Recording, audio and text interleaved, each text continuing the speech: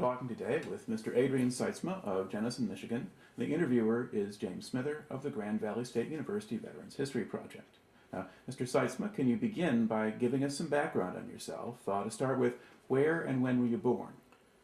I was born in 1923 at 900 Thomas Street in Grand Rapids, Michigan, upstairs by my grandma.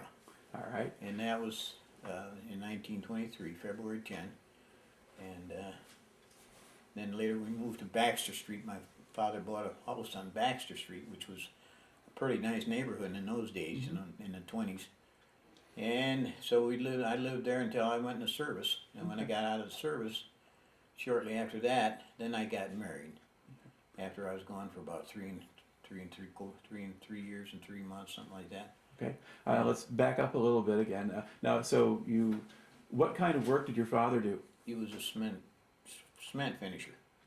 At that time, that was called cement finisher. He worked for a contractor that built new homes, and he built those in the 20s, and then the Depression hit, and then he was without a job because construction work was just like it was here recently, Mm-hmm. It was down to nothing, and so then he ended up working for Thomas Dairy, and my uncles owned three of my uncles owned the Thomas Street Dairy in they started that dairy in 1910, and so that's where my dad ended up working till he retired. Okay. And then where did you go to school? I went to Baxter Christian School. That was only a couple blocks from our house on Baxter Street, so that was nice. And I went from Baxter Christian, then I went to, my dad said I had to go to a Christian high school, so I went to Grand Rapids Christian High for 1 year, and then from there I went back to Tech.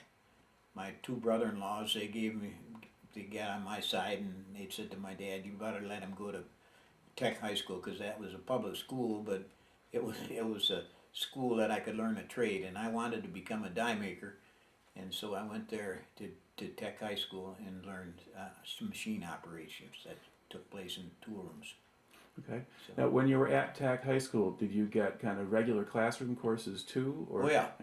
Half a day was spent with regular classes, and then half a day was with the shop. Okay. Now, while you were in high school there, and this is before America has gotten into the war yet, were you paying any attention to what was going on in the world, or were you just focusing on your own things? In 1941, the day that they bombed Pearl Harbor, I was at church, and I got in my car after church, and my radio was on from when I had stopped there, and then right away they announced that there had been the bombing of Pearl Harbor, and what a shock that was, I'll tell you. But now, did you even know where Pearl Harbor was at that point? Yeah, I'd heard that many times in Hawaii. So that was real news, boy. Mm-hmm. Well, had you been paying any attention to the war going on in Europe before that? Not too much, okay. No. All right. And then when you got the news, did you think that you wanted to go and enlist, or what were you going to do then? I really wanted to get a deferment, because I was working, at that time I was working as a die maker apprentice, and I had worked for a year, I think it was. No, that couldn't have been. Please, maybe half a year? Maybe a half a year that I'd worked as an apprentice. But then they could get deferments, but I didn't have enough time in as an apprentice, so I had to give it up and wait to be drafted. So I just waited. I was dating a gal, and it was pretty serious, so I wasn't thinking about enlisting. Mm-hmm. All right. So when did you get your draft notice then? That was in 1942, in the fall of 1942. And then I went for my physical, passed physical, and then I was inducted in January of 43. Okay. And where did you go first when you got inducted? After I was when I was inducted, I was at Fort Custer, Michigan. And from there, after I was finished with all my shots and that sort of thing, and I went on board train to St. Petersburg, Florida, and that's where I took my basic training. All right. Now, was St. Petersburg a base that was specifically for the Army Air Corps, or was that for everybody? No, that was for the Air Force. Okay. And then do you know how you got assigned to the Air Corps? Just because of the different examinations that we had to take in St. Petersburg while I was going to basic training there. We had to get involved with in different qualification tests, and I was qualified to go to radio training, radio operator training, or I could go to gunnery school, or I could go to pilot's training, or I could go to mechanic school or machinist school. And I picked machinist school because that would be right in line with the work that I hope to follow on through my life and as die maker. Okay. Now, for a lot of people, they might not even know what the difference between mechanic school and machinist school is. Can you explain that? Well, machinist school is you learn how to just operate machines.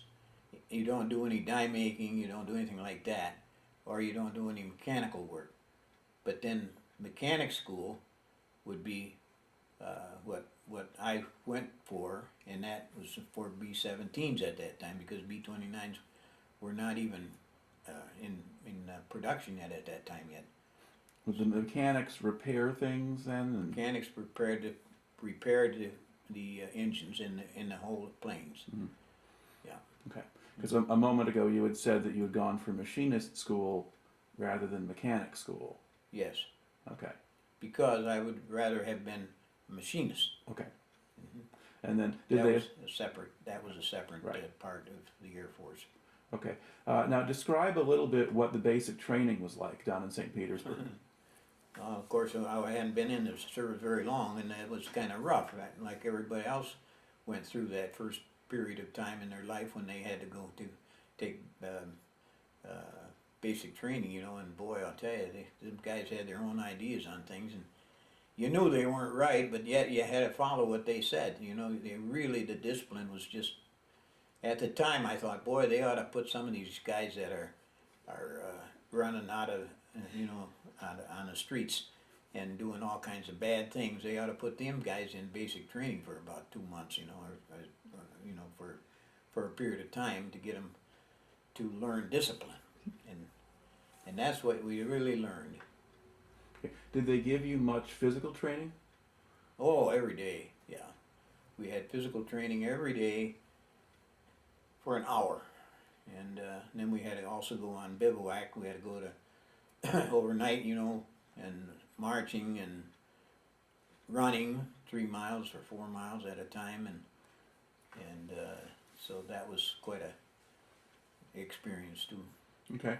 Of course, you were at least in Florida in January, so Yeah. that's not too bad.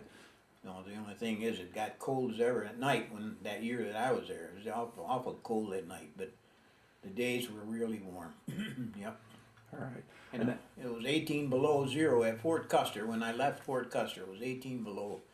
We had all our wool clothes on, all our wool IDs, and we went to take this troop train down to St. Petersburg, and that took 5 days.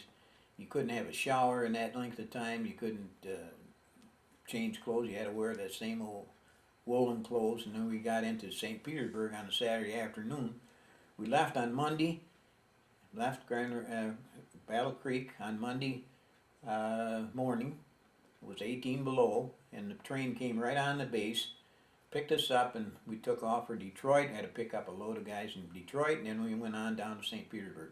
Got there Saturday afternoon, and it was hotter than blazes there. But we made it. Yep. Now, did you have much trouble adjusting to the discipline, or did you just put your head down and do it? Yeah, had to do it. Just did it. Yeah. All right. Now, were most of the guys you were training with from Michigan or the Midwest, or were they from all over? Most of them from Michigan, Detroit area. There was quite a few from Detroit area, and there was about 3 or 4 that I knew from Grand Rapids. Mm-hmm. All right. Now, how long did that first round of training last? 6 weeks. Okay. And what did they do with you after 6 weeks? From 6 weeks, and we had to take all kinds of more tests and the qualifications for it, and my mechanic education was quite well. I mean, they accepted that pretty much, and so they sent me for school to Amarillo, Texas. That was my first training school. And that Okay. was for B-17s. All right. And what kind of things were you learning there? What were they teaching you? Oh, the operation of the plane. What? That was the first airplane that I ever started in my life. You know, you learned how to run an airplane. You didn't do any movements with it, but it was mostly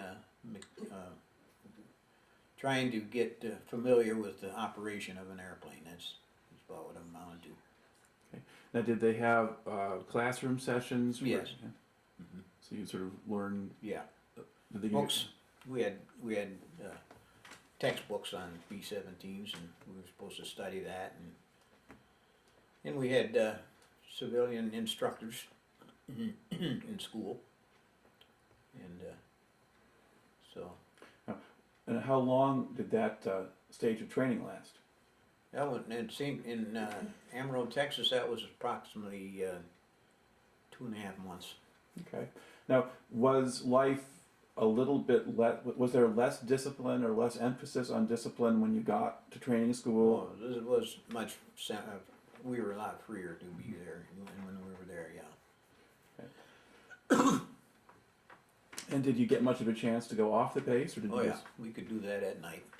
I was going to school during the day, and we could get a pass. We did get passes. We could go into Amarillo at night, but we had to be, curfew time was 11 o'clock. We had to be in the barracks, which was good.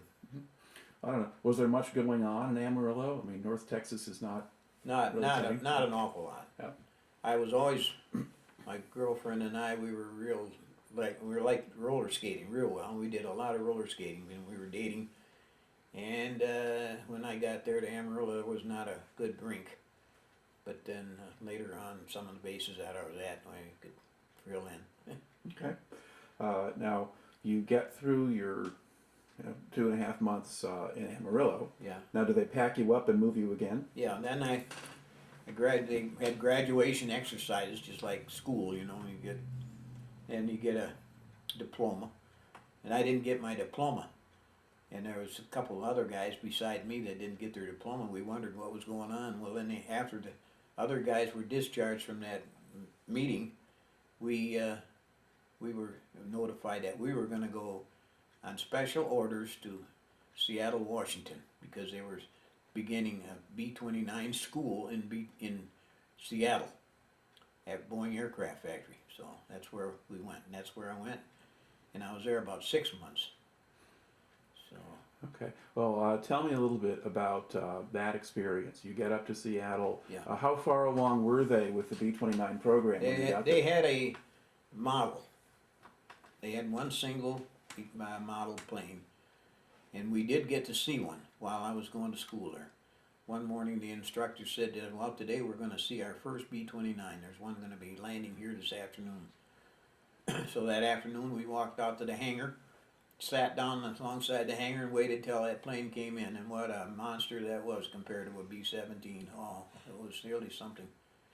And that was the first plane I'd seen. And the instructors in the school, they were all civilians, and they all said the same thing. The main learning part of our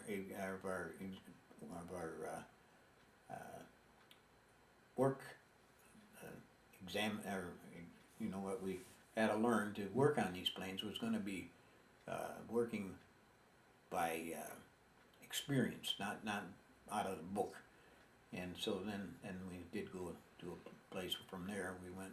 I did go to radio operator school for about 3 weeks, I guess, in Denver, Colorado. And then from there I had a furlough, went home for a week, and then from there I went to Clovis, New Mexico. Okay. And that was a redistribution center there. And I went there for about, probably about 6 weeks. And then they sent us up to Sioux City, Iowa, Sioux City, Iowa. And they didn't know what a B-29 was there, so the three of us it was sent up there to the Sioux City, and they said that they were going to keep us there, one guy for each 8-hour shift, and we would get a Jeep, and then the three of us had to be on duty 24 hours a day, or one of us would have to be on for 8 hours, and three of us, three 8-hour shifts. And that didn't materialize either. But after about 2 weeks of waiting, then the colonel on that air base, they called us into an office there, and he says, "I'm sorry, Ben," he says, "but I'm going to have to let you go." They're not going for this, because he wanted to keep us there in case a B-29 would come in, and there would be somebody that was familiar with it if they had any difficulties with the plane. So that's what happened there. So then from there I went to from Sioux City, Iowa. I went to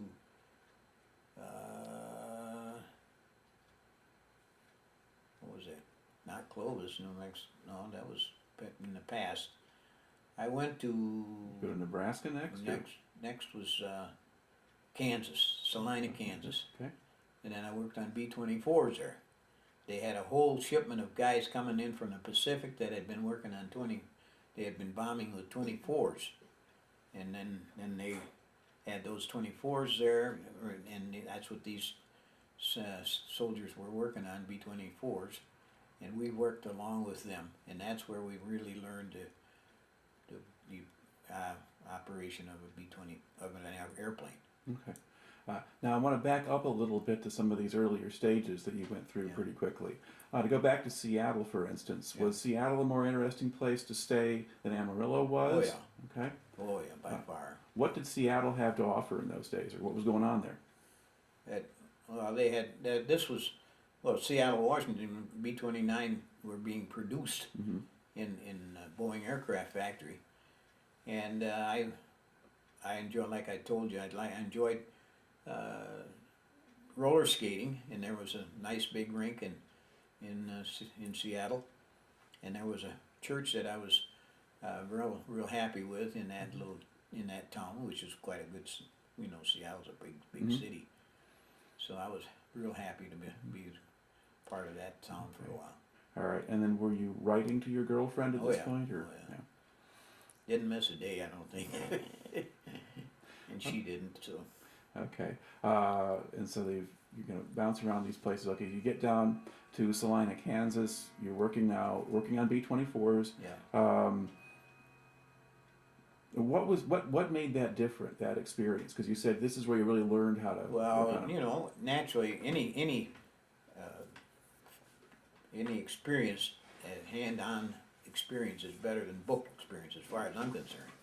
Because the stuff that, like these instructors discussed this with us as we were going to school there, because these guys didn't know any more about it hardly than what we did, because they didn't see a B-29 yet at that time. Well, they would book knowledge, that was it, and that really didn't do the trick as far as we were concerned. Then when we got to actually work on the B-29, on a 24, that was more similar to a B-29. I mean, smaller, much smaller, but at least it was. It was a bigger plane and a newer design. Yeah. Okay. And these guys, the guys you were working with, had actually been working on these things, so they knew what to do, and they would explain it to us, as we had to work with them on it, and that was nice. That's where we learned the full knowledge of mechanical work on airplanes. Okay. And then kind of from there, where did you go next? And then I went to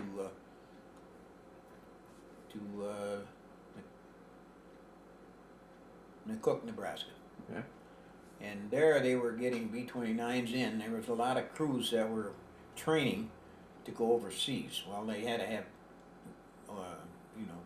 flight time in before they would go onto Guam and Tinian and Saipan, where all these 3 islands there in the Mariana Island group there, and they were all headed out that way, and so that was, these guys were learning flight training, and they would have to, sometimes they'd have to go as far away as Jamaica, and then they'd go over water training, flying over the water, you know, over the seas, and that was, we had lots of flight time. These guys had put in every day practically. They were up flying, and we had a plane that my crew that I was on, we had to maintain that one particular plane, make sure that was all taken care of. For when the plane would come back in, they had this logbook, and there was things written up in there that had to be repaired on the plane before they could fly again.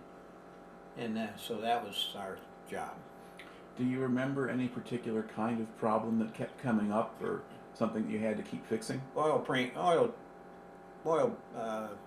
oil pressure. That was a great one. With that called for a engine change.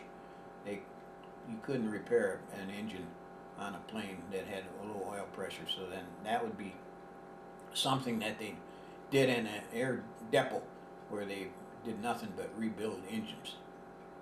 And that was one big thing. And then I remember one night the radio mechanics, we were testing an engine on a plane, had the engine running, and these guys came in a Jeep and they hit that prop. They didn't see it at night. It was kind of dark, you know, and in the middle of the night. And if they didn't hit that propeller with a Jeep, that was kind of a sad situation too, because that called for another engine change. That's a little longer operation. Now, did the men get hurt, or just No. the Jeep?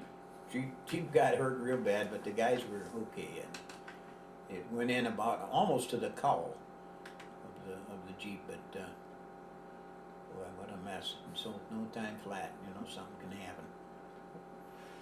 Do you remember about how long you spent there in McCook? Year, Okay. 1 year. All right, so kind of 44 into 45 then. Yeah. All right. 46. And did you get to go home at any point Yeah, before going overseas? I got home. This is one thing that I shouldn't have done, but I did. But we had on McCook, Nebraska. There was a train that came through from Denver that was made up in Denver, Colorado, that would come through McCook, Nebraska at 5 o'clock in the afternoon. Or no, it left Denver at 5, and it would come through McCook at 7. And then my buddy and I, he was from Grand Rapids too, and he and I would get on that plane, or on that train, and that was one of the first diesel engines, and they would fly, man. That thing would really go, you know, like the conductor told me across Iowa there on the way home, it was going 90 miles an hour on the flat land there. And we get into McCook, or into Union Station in Chicago at 9 o'clock in the morning. But see, we'd get off the base with our Class A pass, because everybody that was stationed there would have a Class A pass. They could get off the base anytime they wanted. And so we would get on the train with our Class A pass, because our 3-day pass went into effect at midnight. Mm-hmm. Well, so we'd be way over in Chicago at 9 o'clock in the morning that the day our pass started. Mm-hmm. And then we would get home on the old coal train from Chicago to Grand Rapids, and then I'd be home Saturday from about 1 o'clock in the afternoon, I think it was, until Saturday night, Sunday night, Monday morning about 10 o'clock, I think we had to be ready to go back to Chicago. So my buddy and I had to be down to the train station at 10 o'clock in the morning, and we'd get there and get on board our Burlington Zephyr, they called it. Mm-hmm. And we'd get back to the base. We had to be back by 7 o'clock in the morning with our 3-day pass, so yeah. So how many times did you do that? Well, once a month. Okay. So We it was had a kind of pretty really good deal there. All right. That was good. Okay. You also mentioned that a little earlier you had spent a few weeks in radio school. Yeah, Now, what happened there? nothing. I didn't learn anything. That's why I didn't stay there. No, I didn't. That was not my line at all. But they thought maybe, maybe that would do good. I mean, good to have more knowledge than just mechanical work. So, Okay. but I didn't really. Well, did you have to just learn to read code or type code fast? Was that what they were supposed doing? to be. Yeah. You were supposed to do that. Yeah. Yeah. Well, that was a tough thing for a lot of guys to do. Yeah. Yeah. Yeah. Yeah. All I'm sure right. it was. Okay. Yeah. But you were perfectly happy to be sent back to being a mechanic then? Right. You bet. Okay. Yeah. All That was my favorite. Now, while you were going around to all these bases, and especially while you were working on the 29s in McCook, Nebraska, and you're staying in one place for a while, Yeah. were you following the course of the war at that point? Oh yeah. Yeah. And were you thinking it might be over with before you got into it? No, I didn't think so. So I was really surprised, when that rumor started floating around in August of '45 that the United States had dropped a bomb on Japan, and that was take care of the whole war. Okay. Now, where were you when that happened? When, Were you still in Nebraska, or no, I was on Guam. you were on Guam? Okay, Yeah. so you did get sent overseas. So Oh yeah, I was there in April. okay, April. April '45. Now, how did they get you out to Guam from the U.S.? Flew on I was assigned to a plane before we left. And that same plane I was assigned on to maintain Mm-hmm. all the, from that day on. I mean, it was our responsibility, our crew, the ground crew. So the air crew that was going to be on that plane over on Guam, and the pilot and the co-pilot and the navigator and the bombardier and everybody, gunners, and they didn't call them gunners, they just had a tail gunner on a B-29, the rest of them were scanners, they called them, and they had remote control guns on top, and they'd just press a button here, and that's the way they shot those guns. But that was really very, very advanced on that B-29, over the 17s. And they had 2 bomb bays in them, and could haul a lot of bombs in there. And that's why I flew over. We left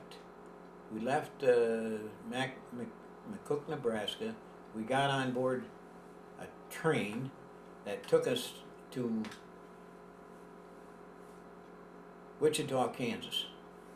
And we got our new B-29 on Wichita, Kansas, and that was where they manufactured 29s also, besides Seattle, Washington. They also did it in Wichita, Kansas. So we got on board that plane, and that was going to be our plane over in Guam, and the air crew was the same crew we were going to be working with all the while we were on Guam. Okay. Now, did the rest of the ground crew fly, or did they go on a No, boat? we all went. Oh, some of them had to go on like the cooks and the whatever, where were they? So the rest of the ground personnel would go They by went- both, but the ones who actually worked on the aircraft Yeah, would they fly were- with them. They were flying. They flew over. I think there was six guys, and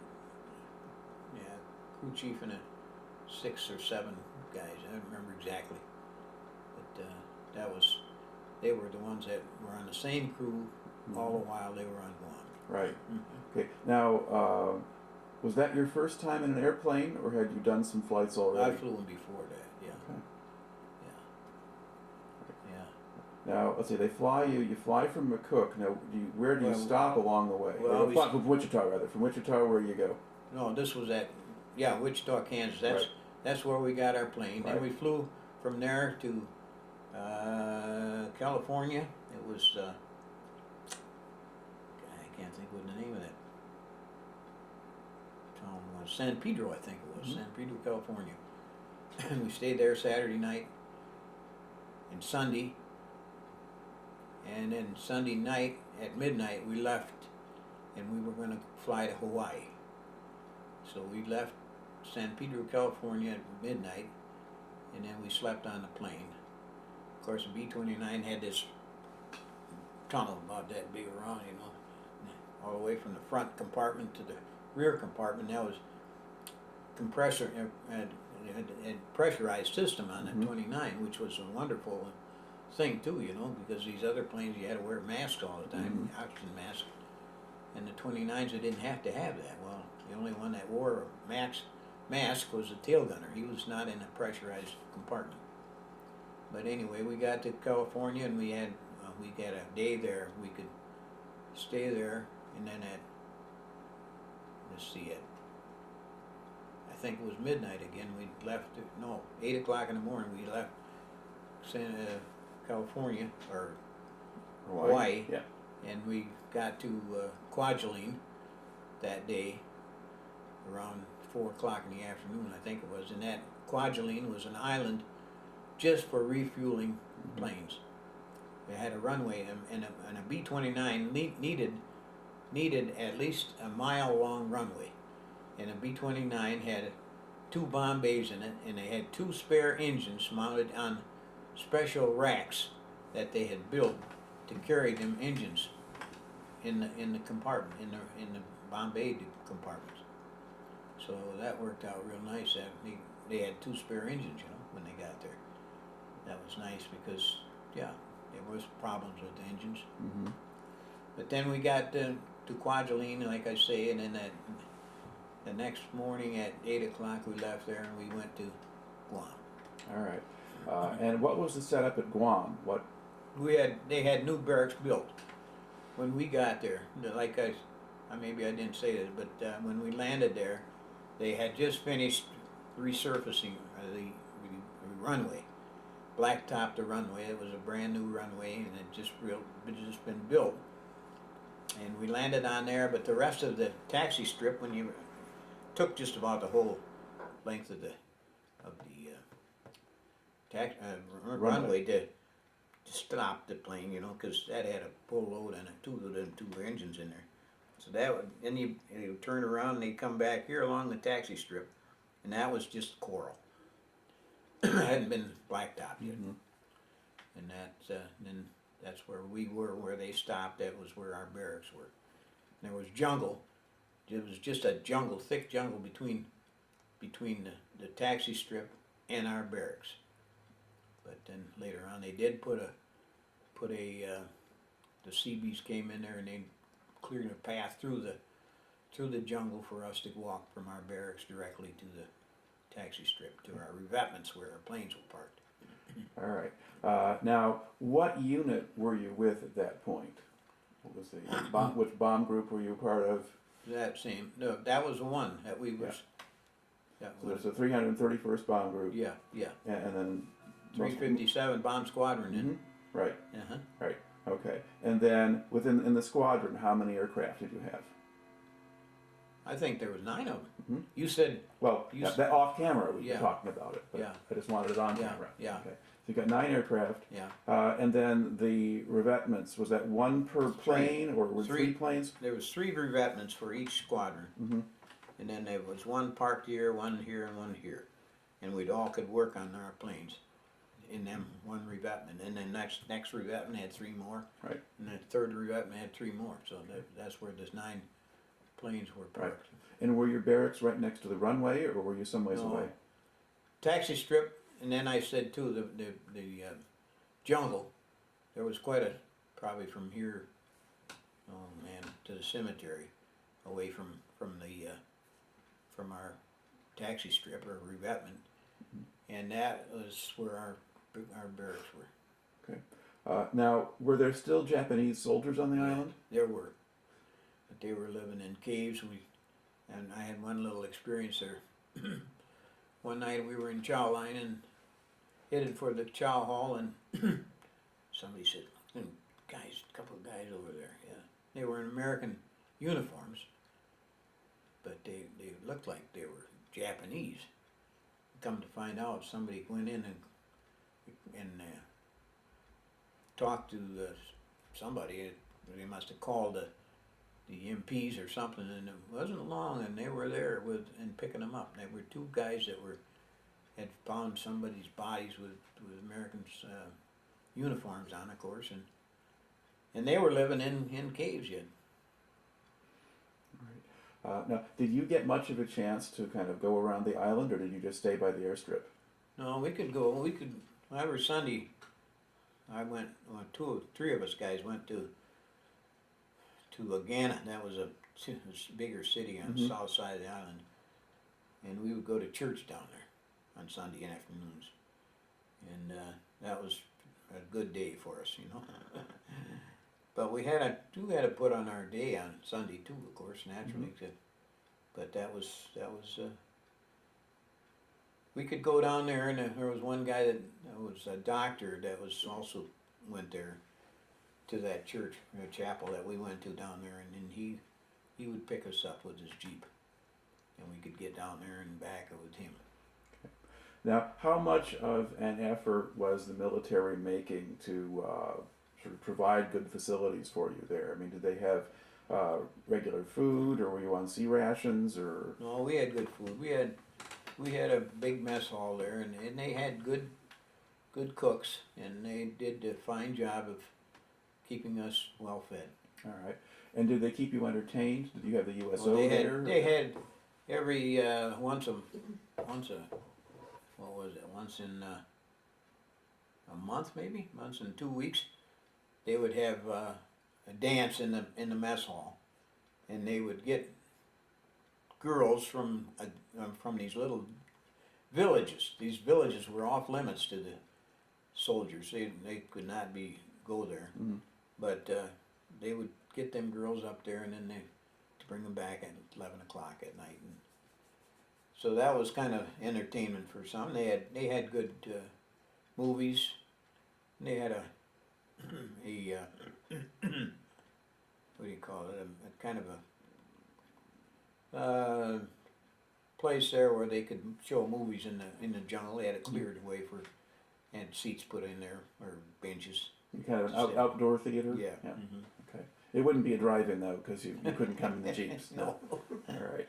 You do that sort of thing. Now, were the planes flying pretty regularly? Oh yeah, very much so. And did you know much about what they were doing or where they were going? Oh yeah, we did know that, and of course the pilot always kept a logbook.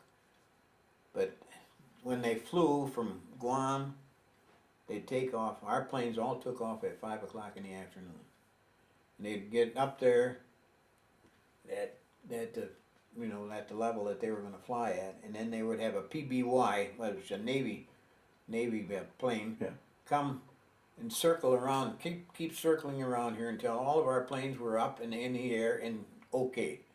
They weren't having any problems. So then they'd come back, the PBY would land again.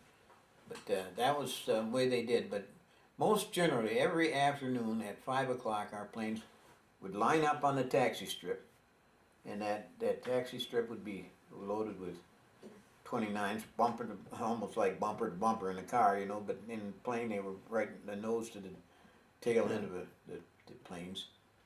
And they were all lined up here, 27 of them, if they were all able to fly. And then they would take off. They'd get the okay from the colonel that was in charge of our group there, and okay. And then how long would they be gone? Till 7 the next morning. Okay. They'd fly over there and come back, and in case of emergency, if they'd run out of fuel, which they never did, but it was non-stop to Okinawa and Tokyo and wherever they were going to be bombing that night. And if they had any problem, well, one thing about it too, these planes all had tinfoil that they would sling out the windows, or out of I don't know just exactly how they did that, but to distort the anti-aircraft weapons, and that helped a lot, because of all our planes, we never lost one. Not in Japan, they sent out their fighter planes, to get our planes as they were coming in for the bombing missions, but if they ever had any problem, they could land on Iwo Jima. They had an island or a runway there that could take a 29. All right, we could land there. But our planes always made it. Okay. All right. Now you were still there at the time the war ended. Yeah. All right. Now, and so you heard about the bomb being dropped, and when they announced that, did they make it sound like that was going to end the war, or did you not know yet? They didn't say anything. They just said that they see our planes were lined up, ready to take off like every other night. But during the day, that day of that date, 13th was it?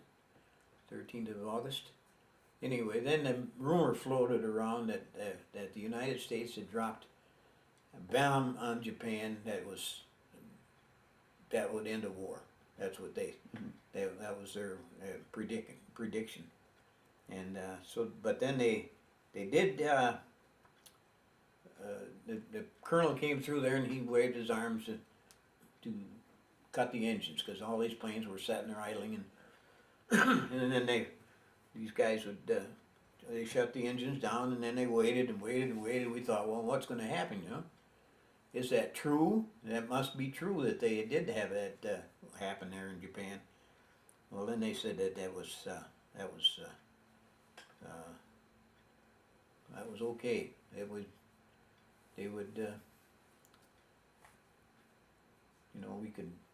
Well, that and later on, I don't know, probably about 20 minutes later, then the colonel came through there and told them to get their plane started again, and continue with their mission. Now I don't know if they dumped them in the ocean or what, but anyway, they did go by on a mission that night. Yeah. Well, there were a few days left between the time when the first bomb was dropped and when the Japanese actually surrendered. Yeah. So it does continue for a little while. Yeah. And then, do you remember hearing about when they announced that the war was actually over? Yeah. I remember hearing that. Yeah, that it was actually finished and the war was ended. And of course, that was wonderful news for us. But we still had a plane. We had to fly the planes. We had to keep the planes in flying order. And these pilots and the air crews, they all had to fly so many hours a month in order to get their flight pay. And they also used them planes for picking up parachutes, because after the war ended, then they had made special parachutes that they could drop big racks from. They could sell them big racks with candy and cigarettes and some of the goodies, and then they could drop that right over these prisoner of war camps in Japan, and then of course that would get all smashed up, but at least they would get some candy and cigarettes and stuff that they wouldn't have had otherwise. And did they also fly over parts of China too? Well, because there were No. POWs there too. Yeah, but ours, as far as I know, they didn't. They possibly did. I don't know. I never was informed of that. All right. Some of the planes from the group did go over into Manchuria and that kind of thing. But as far as you know, your guys went to Japan to send supplies to the POWs. Right. All right. And then they also flew to the Philippines and picked up parachutes that they made these racks, these parachutes for dropping these racks. Okay. So how long then did you stay on Guam after the Japanese surrendered? Then, this was in August, and I was there till April. I think it was, maybe it was March. It might have been March when they sent you home, and April you got home, but that's still a long time. Yeah. So what were you doing all that time? Maintaining planes. Okay. They still flew them. They didn't fly them to Japan, but they did have to, like I said, these crews, air crews, still had to fly in order to get their flight pay. So, and that's what they did. I guess, for a while there, they were flying to the Philippines to get parachutes. And but outside of that, then when you pulled an engine, see what we did these planes always had to have a 100-hour inspection on each engine. That was had to be done, and so we would instead of keeping a plane down for 4 days, we would pull an engine change on each plane when it was in for overnight. Then we could work on it and get it all in shape with one engine, 100-hour inspection. And then the next night it was in, we'd, like if we did number one engine Mhm. the first night, the second night we'd do the next engine and the third and the fourth. So that way they could maintain those same number of planes on their missions. Now, would you physically remove the engine from the wing, or you just leave it on there and work on it? Work on it for the 100-hour inspection. Okay. We worked on it. That was kind of a big operation because they had 17 engines or cylinders, and these cylinders were all bolted on with big nuts and on the block, you know. And then they had safety wire. Each nut had a hole drilled in them, and you could put that safety wire through there, and you'd wind that up till it got to the next one, and then go all the way around. So by the time you got the front done, trying to get in the back was really a pistol. Boy, you didn't have much knuckles left. But that was one thing we did do. Okay. Now, during the time while you were still there on Guam after the war, Yeah. did men start to go home? Yeah. Okay. Yep. Mm-hmm. And so, what See, happened to your group? That's why I got to be crew chief. See, because the regular crew chief went home. He went home right shortly after August because he had more points. Mm-hmm. And it went according, you know that they went according to the number of points you had. And if you had a lot of points, well, you could go home early, you know. Mm-hmm. But you've been in the service a while, but you hadn't been overseas very long, No, and hadn't about a had the combat assignments and those things. That's right. Yeah. So you get to stay around for a while. Yeah, I was one of the last ones, I think. Now, did a lot of the forces that were on Guam move out while you were there? Did they get rid of a lot of men and equipment and things? No, not too much equipment. They'd fly them back. Mm-hmm. A lot of the planes flew that were in flying order. They'd fly them back, some of them, but when I could have stayed another week if I had offered to be crew that one plane. Mm-hmm. That was one of the leftovers.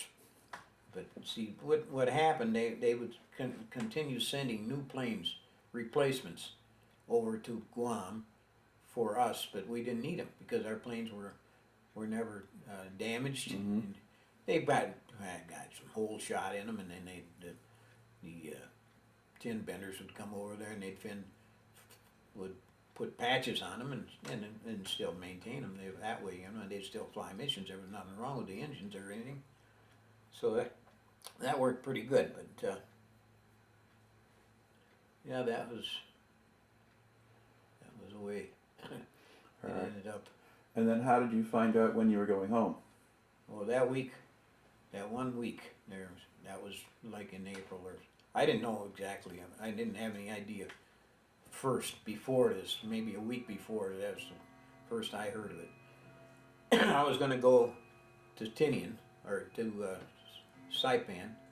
Saipan was the distribution center from the Mariana Islands. Mm-hmm. So we had to go from Guam. We flew we got on board a ship and went by water over to Saipan, and then we ended up.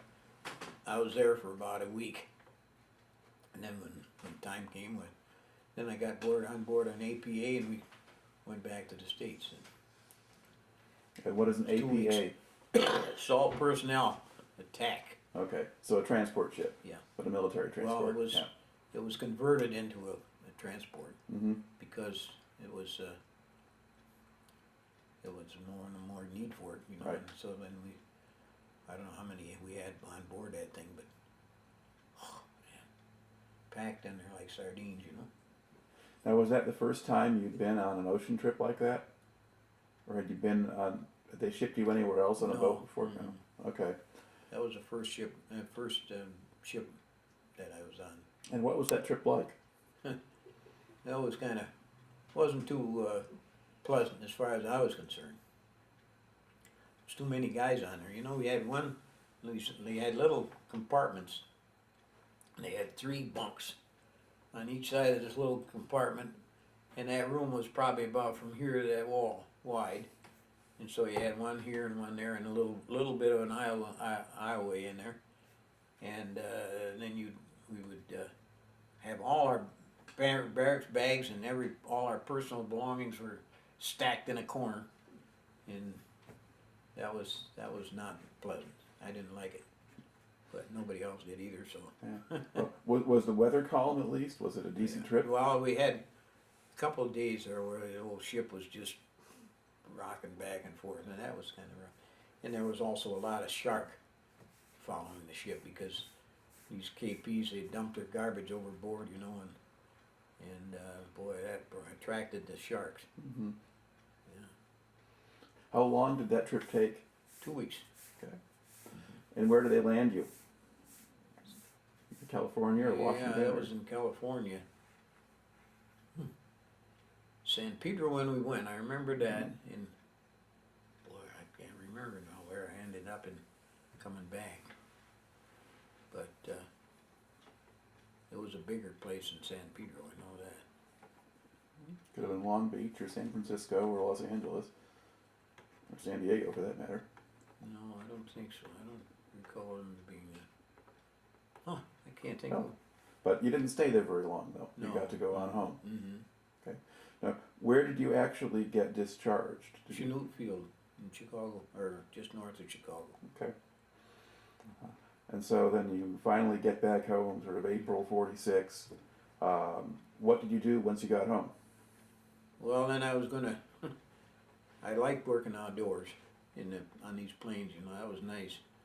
Because I was in a factory before I went, of course, and I thought, boy, I kind of enjoyed that working on planes. And so I went to the airport over here. It was over on in Grand Rapids. It was on Madison and 32nd at that time.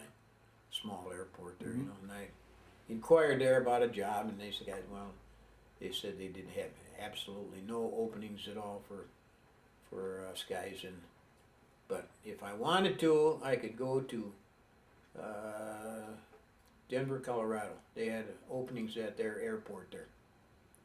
But I didn't want to leave home again. I just got home after 3 years away from home, you know, and we were going to get married then, and so that was the end of that. So then I went back to Keeler, and I was there for 46 years. All right. So you go back to Keeler Brass, and Yep. that's okay. And then what kind of work were you doing for them? Die maker. Okay, so you were a die maker. Yeah. Then, yeah. Okay. I was apprentice die maker when I left, and I finished my apprenticeship, you know, after I got back, and then I was a master die maker. Mm-hmm. Okay. Now, if you look back at the time that you spent in the military, what effect do you think that had on you, or what do you think you learned from the experience? Well, one thing I did learn was that I had a lot to be thankful for. The Lord really gave me a good place to be. That was it. Okay.